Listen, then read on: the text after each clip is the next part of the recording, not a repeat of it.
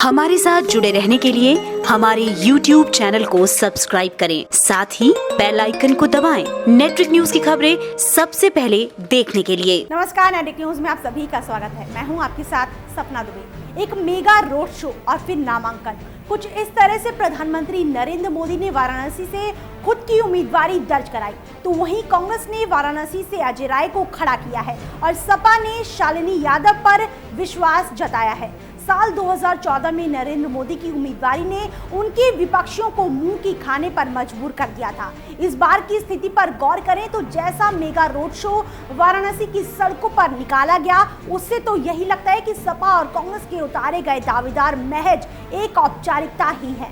देश की सांस्कृतिक राजधानी वाराणसी में सियासी तापमान ने एक बार फिर अपनी चरम सीमा को पार कर दिया है, क्योंकि एक बार फिर चुनाव आया है और प्रधानमंत्री नरेंद्र मोदी एक बार फिर वाराणसी लोकसभा सीट से चुनावी मैदान में उतर चुके हैं। बहरहाल मौजूदा समय में सवाल कई हैं, जैसे पीएम मोदी के लिए वाराणसी में जीत के झंडे गाड़ना इस बार आसान होगा या नहीं। क्या साल 2014 में जो हुआ वही करिश्मा इस बार भी पीएम मोदी कर पाएंगे?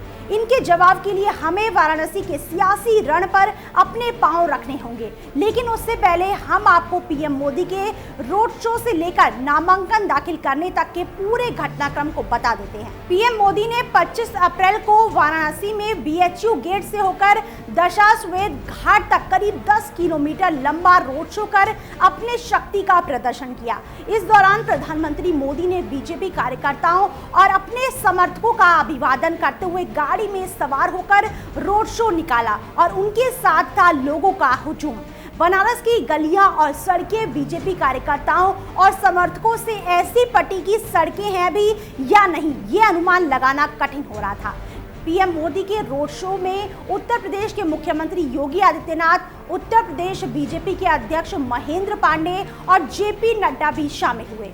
दशाश्वमेध घाट पहुंचकर पीएम मोदी ने गंगा आरती में हिस्सा लिया, तो दूसरे दिन 26 अप्रैल को इस सीट के लिए पीएम मोदी ने अपना नामांकन दाखिल किया।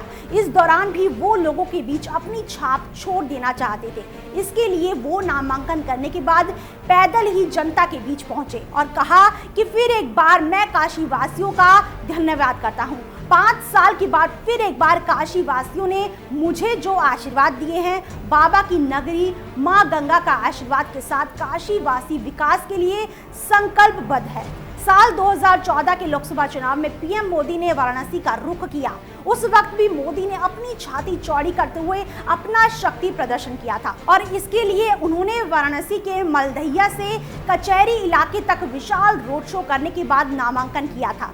तब मोदी चुनाव जीत गए। तब से लेकर आज तक गंगा की लहरों में वही शांति है, लेकिन वाराणसी की सियासी लहरें एक बार फिर उफान पर हैं। वाराणसी वैसे तो यूपी के हर लोकसभा सीट की तरह ही है, लेकिन ये तब अपने आप में खास और अहम सीट हो जाती है जब यहाँ से नरेंद्र मोदी खड़े होते हैं। तो चलिए आज हम विश्लेषण करेंगे कि लोकसभा चुनाव में वाराणसी सीट को लेकर इतना हो हल्ला क्यों है।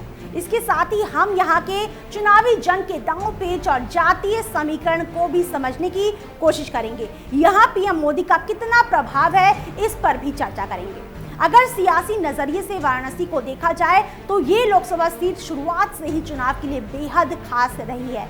एक दौर तब था जब ये सीट प्रदेश और देश के स्तर पर कांग्रेस का मजबूत गढ़ मानी जाती थी, लेकिन दौर बदला और यहाँ आरएसएस और बीजेपी की गहरी पैठ ने उसके लिए एक ऐसे मजबूत किले का निर्माण कर दिया जिसे अब ढहा पाना किसी भी पार्टी के लिए टेढ़ी खीर सी लगती है। बनारसी भले ही ना हो, लेकिन दिग्गज कम्युनिस्ट नेता सत्यनारायण सिंह से लेकर अनिल शास्त्री, श्रीचंद दीक्षित, डॉक्टर मुरली मनोहर जोशी और अब प्रधानमंत्री नरेंद्र मोदी तक ने यहीं से दिल्ली तक का रास्ता बनाया था। यहाँ तक पीएम नरेंद्र मोदी की बात है तो उन्होंने साल 2014 के लोकसभा चुनाव में वाराणसी के साथ वडोदरा सीट से भी चुनाव लड़ा था, लेकिन असली सियासी लड़ाई वाराणसी में ही दिखी थी, जहां आम आदमी पार्टी के संयोजक केजरीवाल और कांग्रेस से अजय राय ने मोदी से मुकाबला किया था। देश भर की निगाहें वाराणसी सीट पर टिक गई। अन्य पार्टी भले ही घूम घूम कर वोट मांग रही हो, लेकिन मोदी ने वाराणसी में ही आखिर 3 दिनों तक पड़ाव डाल दिया। वो शानदार रोड शो और छोटी छोटी नुक्कड़ सभाएं कौन भूल सकता है, जिसने सियासी माहौल को मोदी में तब्दील करने में कोई कसर नहीं छोड़ी थी। नरेंद्र मोदी ने केजरीवाल को करीब 4.25 लाख मतों से करारी हार का स्वाद चखाया था। ये जीत कितनी बड़ी थी, इसका अनुमान इससे ही लगाया जा सकता है कि वाराणसी सीट पर कांग्रेस के अजय राय, बसपा के अजय प्रकाश जायसवाल और सपा के कैलाश चौरसिया को मिले वोट की गिनती जितनी थी, उससे कई ज्यादा वोट नरेंद्र मोदी ने अकेले हासिल किए। ऐसा लगता है कि इस बार के आम चुनाव में भी ऐसा ही कुछ करिश्मा होने वाला है, क्योंकि सपा और कांग्रेस ने जो उम्मीदवार मैदान में उतारे हैं वो स्थानीय तौर पर तो दिग्गज हैं, लेकिन पीएम मोदी को पिछली बार जैसे वाराणसी की जनता ने अपने वोटों के जरिए सम्मानित किया और इस बार भी वही हुआ। तो इस बार दिग्गज की भूमिका में मोदी ही साबित हो जाएंगे। हम ऐसा यूं ही नहीं कह रहे। दरअसल प्रधानमंत्री नरेंद्र मोदी अपनी पार्टी का सबसे लोकप्रिय चेहरा है और समाजवादी पार्टी ने शालिनी यादव को अपना प्रत्याशी बनाया, जो शालिनी कांग्रेस छोड़कर सपा में आई है। शालिनी को राजनीति अपने ससुर केंद्रीय मंत्री स्वर्गीय श्याम लाल यादव से विरासत में मिली, जो कांग्रेस के दिग्गज नेताओं में से एक थे।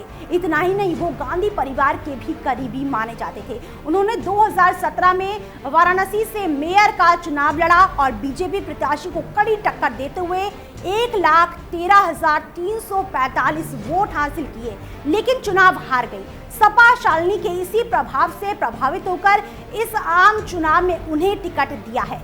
शालिनी यादव दलित, मुस्लिम और यादव मतों के सहारे मोदी को मात देने की तैयारी में है, लेकिन फिर भी शालिनी का मोदी से टकराना कुछ हजम होने वाली बात नहीं लगती है। जहां तक कांग्रेस की बात है तो कुछ समय पहले तक कांग्रेस की महासचिव और पूर्वी उत्तर प्रदेश की प्रभारी प्रियंका गांधी को वाराणसी सीट से उतारे जाने की अटकलें थी और उस वक्त तक सियासी मायने बेहद खास थे, लेकिन जैसे ही कांग्रेस ने अजय राय के नाम की घोषणा की, वैसे ही इस लड़ाई ने दूसरा ही रूप ले लिया।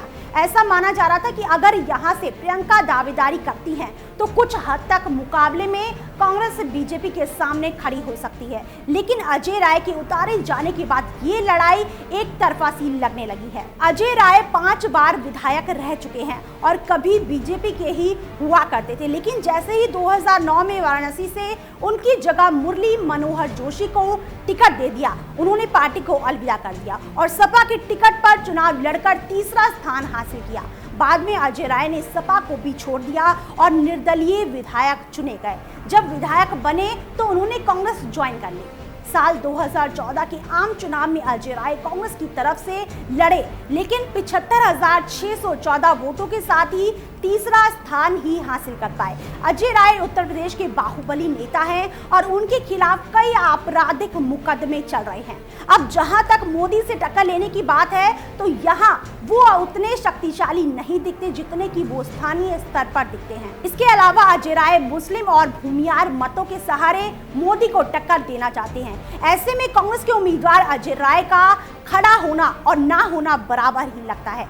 अपने ऐतिहासिक और धार्मिक तौर पर वाराणसी की एक अलग पहचान है, लेकिन पीएम मोदी ने 2014 में वाराणसी सीट से चुनाव लड़कर इसका राजनीतिक महत्व कुछ ज्यादा ही बढ़ा दिया है। अगर इतिहास में जाकर वाराणसी की सियासी गहमा गहमी को जाने तो बनारस में शुरुआती 3 चुनाव को छोड़ दिया जाए तो साल 1984 से अब तक के 3 दशक से ज्यादा समय में कांग्रेस सिर्फ एक बार ही यहाँ से अपनी जीत दर्ज कर पाई है। तो वहीं बीजेपी 1991 से लेकर अब तक सिर्फ साल 2004 को छोड़कर हर बार इस सीट पर अपनी जीत दर्ज करती आई है। अब एक बार फिर नरेंद्र मोदी चुनाव मैदान में होंगे। सपा कांग्रेस अपने अपने उम्मीदवार के साथ उन्हें टक्कर देंगी। गठबंधन बस वोट काटने का काम करता है, तब तो गठबंधन की कुछ खास भूमिका नहीं रह जाएगी, लेकिन इस चुनावी रण में तब कुछ भी हो सकता है जब वाराणसी को सपा बसपा का ये साथ पसंद आ जाए। ऐसी स्थिति में वाराणसी का ये मुकाबला कांटे के टक्कर वाला हो सकता है। फिलहाल के टाइम बाकी ऐसी और बड़ी खबरों के लिए वीडियो को लाइक और शेयर करने के साथ साथ चैनल को सब्सक्राइब करना ना भूलें। आप देख रहे हैं नेट्रिक न्यूज, साहस सच कहने का।